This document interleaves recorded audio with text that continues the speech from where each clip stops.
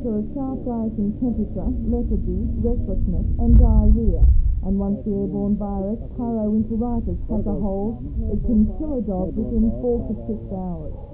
John Carter from the RSPCA says there is no known cure, so the only way to make sure your dog is safe is to have it vaccinated. Vets are saying it should be done every 6 months now, and as soon as you notice your dog off colour, my advice is to get to your local veterinarian, because it's very, very quick acting. It can actually kill a healthy dog in 4 to 6 hours once it hits. Now, you've had to put 8 dogs down here today. Yes. All in their final stages, and there was no hope of healing for them. And it rather distresses me to see them coming into an area like that. And there's only one thing: they were let go too long before people got advice. Right. Okay.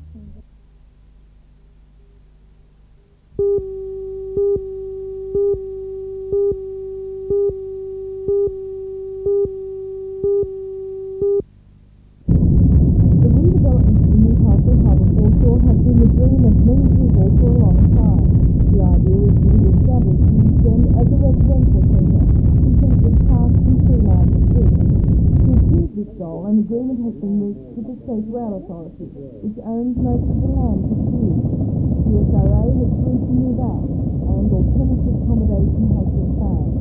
The latest plan for the area includes an extension of Watt Street through to Wharf Road, and that was the subject of a meeting held last week. The meeting, convened by the Civic Association and attended by residents group and other interested parties, decided to ask Council to call a joint committee meeting to discuss the options. Alderman John Tate says some residents want Pacific Street to be extended, and although both Pacific and Watt Street have their merits, he says if Pacific Street were to be joined with Wharf Road, it could cause some problems. The major problem with Pacific Street is the cost of the land. It's valued at around $1.5 million, and it would mean that that land would not be available for housing as it is now planned. So the major problem with Pacific Street is acquiring the money to get that land. It is thought, and I support this view, that the state government should make that land available to the people of Newcastle at no cost. But trying to convince them of that may be another problem.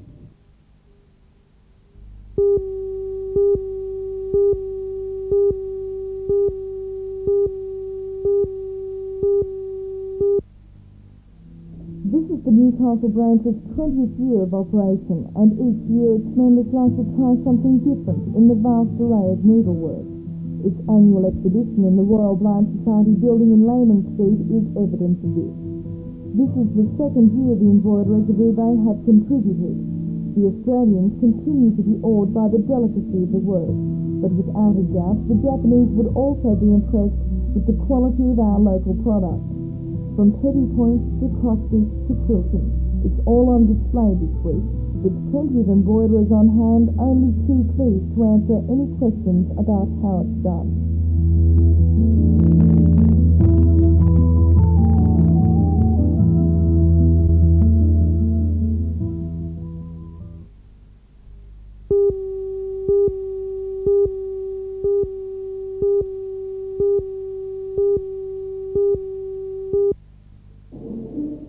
There are 260 young dancers in New Stedford entered in categories for ballet, tap dancing, folk dancing and musical comedy. In all, there will be more than 1,300 individual performances at the Newcastle High School over the next 7 days and nights. It's been organised for the 17th year of the Lions Club of Allenstown, namely as a holiday activity for youth.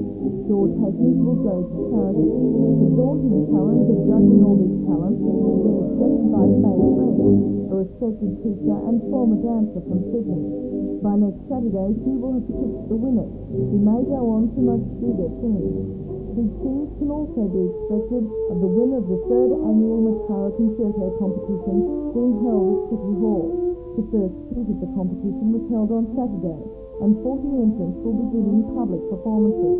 The final will be held on Saturday night, and the best performer will receive $2,000 in prize money. Meanwhile, for those who enjoy a bit of light entertainment, there'll be lots of it in King Edward Park. All week there'll be music from the bush bands like the Blue Emus and the Bushman Band, and there'll be quite a bit of prowling around with the school. But there's nothing like face painting to get you in the mood.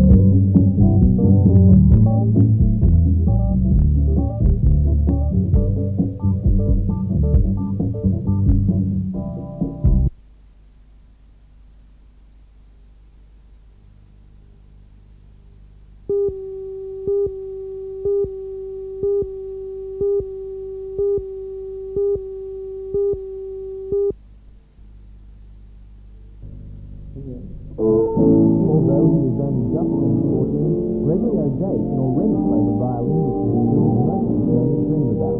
Like his older brother Michael and sister Terry, Gregory has been playing since the age of 7 and is now good enough to enter the competition against some of the best young amateur musicians in the country.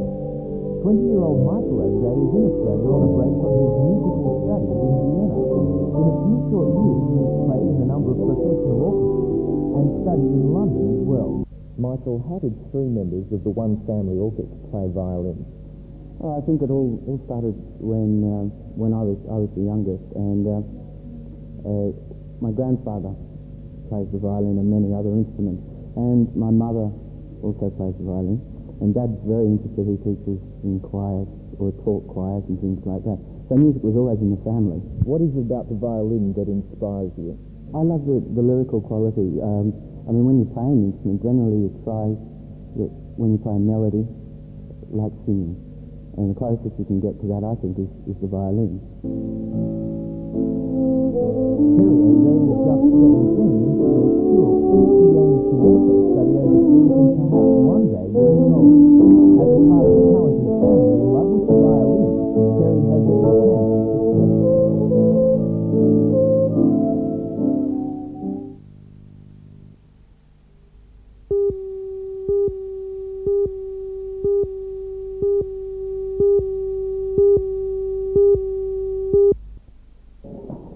Today's first round matches started this afternoon and continue tonight and tomorrow, with the semis listed for Thursday evening and the final on Friday. Two of Newcastle's best players bowed out today, with John Grono leaving to Candy Hills of the ACC and Jim Swift going down to Victoria and Peter Roberts.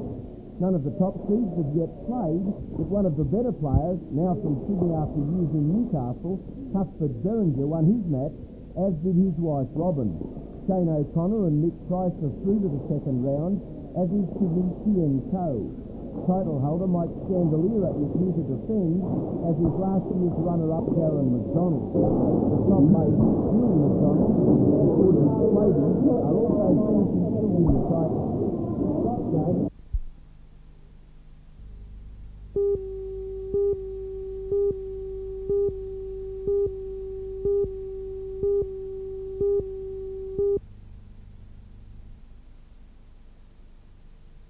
The great Dave Sands, in his early 20s, was killed in a road accident in 1952 near Dungog, the most famous of the 5 fighting Ritchie brothers who fought under the name of Sands.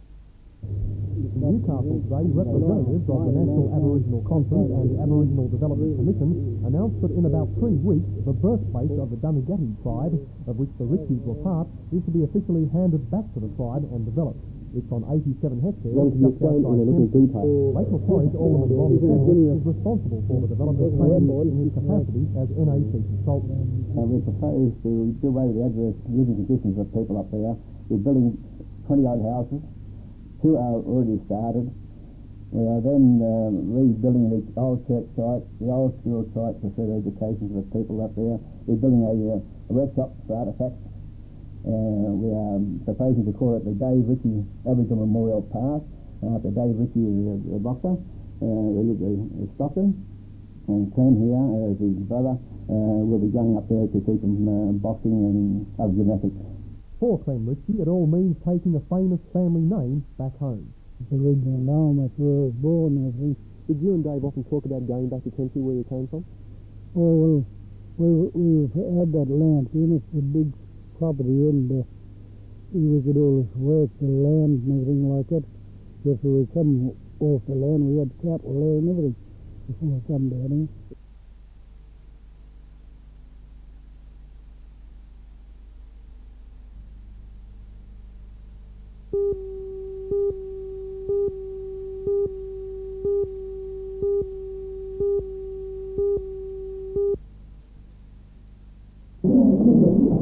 Part of the workshop is 12 women selected today to learn the art of Navajo weaving. The weavers have to start from scratch just under a frame and constructed their own looms.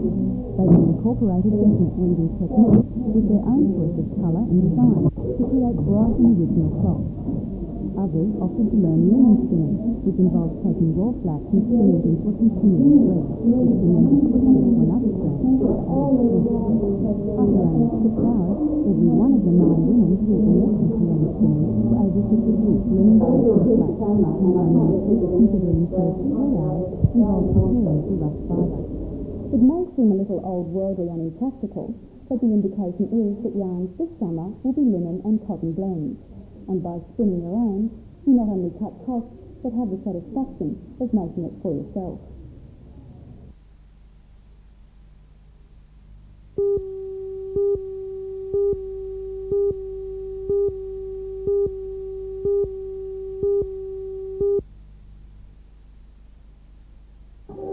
Tales from a Strange Land is in fact a tale of a strange family. Mama is Italian, and her character would be familiar to many of us, but her children and relatives are an assortment of other nationalities. The ethnic variety is both a reflection of Australian culture and a reflection of the caste.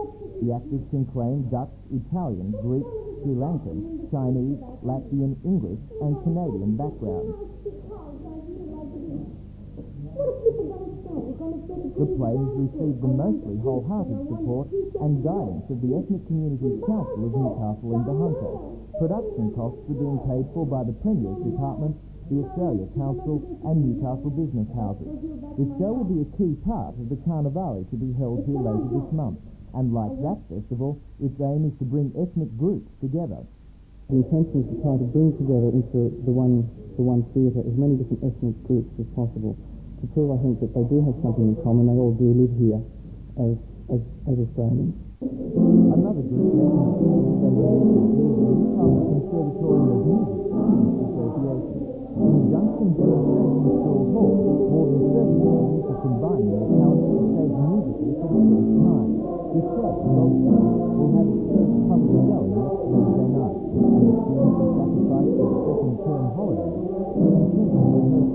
They are doing everything themselves, from sets and costumes to musical direction, which is being handled by Liz Sylvester. And as the show, some kids go along the footpath where it was on, and the birds are out. The directors of the show are Miralee Mills and Christina Drakity. I asked Christina, why have the students chosen to perform Godspell, which after all has been staged in Newcastle several times before? Because it's such a versatile musical, and we could put chorus into it, and we could supplement the orchestra, and it's a fun musical, and it relies a lot on the music too. So it's something that the comm students can show their musical talent in? Yes.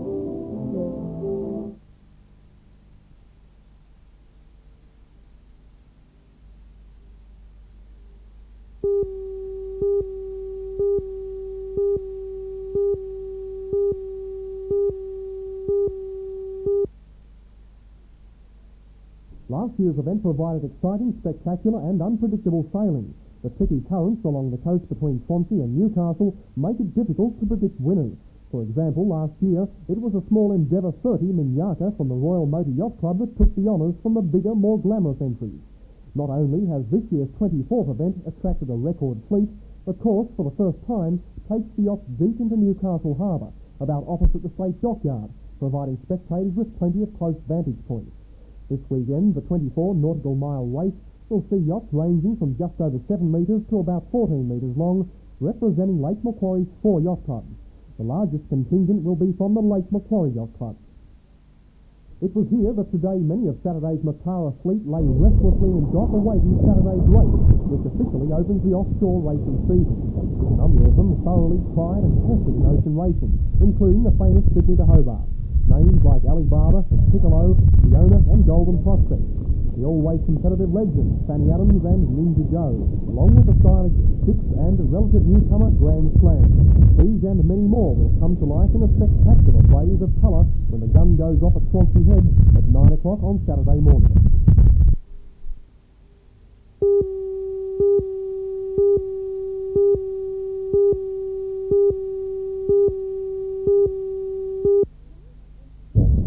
Down on three in great big old pewter pots at intervals helps bring a sense of Australia in the early part of this century to Newcastle Repetition the Winter Street Theatre for the production of On the Wallaby.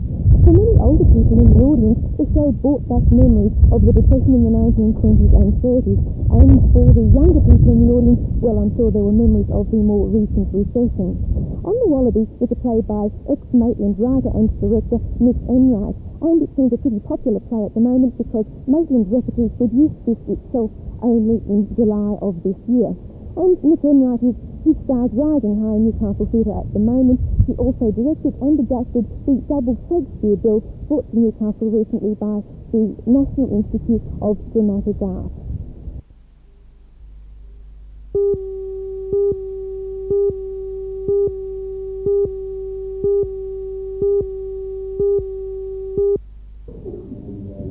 In a hardly surprising move, the Citizens Group voted to retain Alderman Don Geddes as its candidate for the position of Lord Mayor.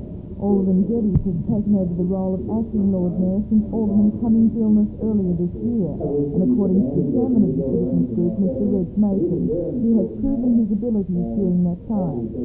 If Don Geddes is our candidate, very confident. I think we've got a winner in him. He's done a good job, fine job for the last few months as acting Lord Mayor. And I think I speak for the entire Citizens Group, so we've got a winner, and he'll be the next Lord Mayor of Newcastle on November the 10th. The group also chose Mr. John Hardigan to contest the vacancy in East Ward. A Torres County Council employee for the past 33 years, Mr. Hardigan says he intends to carry through the Citizens Group policies if he's elected. My priority in East Ward is to carry on the policies that have been implemented by the Citizens Group in the last election, and try to beautify the main areas of Stockton and Carrington and Wickham that have been neglected over the years. Probably try and push tourism in the Newcastle area, which I think is a growing thing, and it is a labour-intensive industry, and I think that that's something we should push.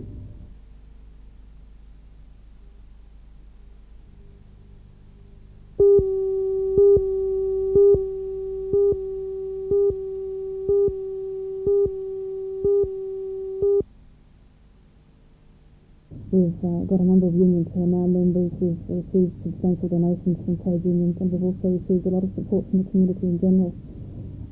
The federal government has been very supportive, as has the aid community. But what can a feeder offer that other community aid organisations that we already have in Australia can't? We are encouraging the trade union movement to offer their skills. In that way we are different. We have received support from the aid community because people felt for a long time that this was an area, a community, if you like, that was not being directly involved in overseas aid. In this way, we've got the support of the union movement and of the other aid organisations. What's the purpose of your visit to Newcastle?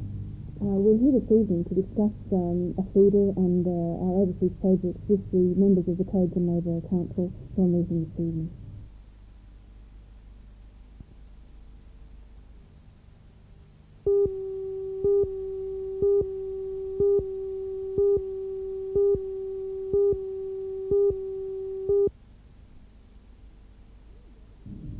On the Wallaby is a musical play about the Great Depression, about hope and despair, struggle and disappointment, the haves and the have-nots.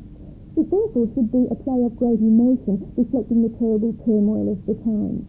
Newcastle Repertories production was a little disappointing, I think, because despite its many virtues, I never really felt that burning sense of passion and desperation that the events of the 20s and 30s suggest.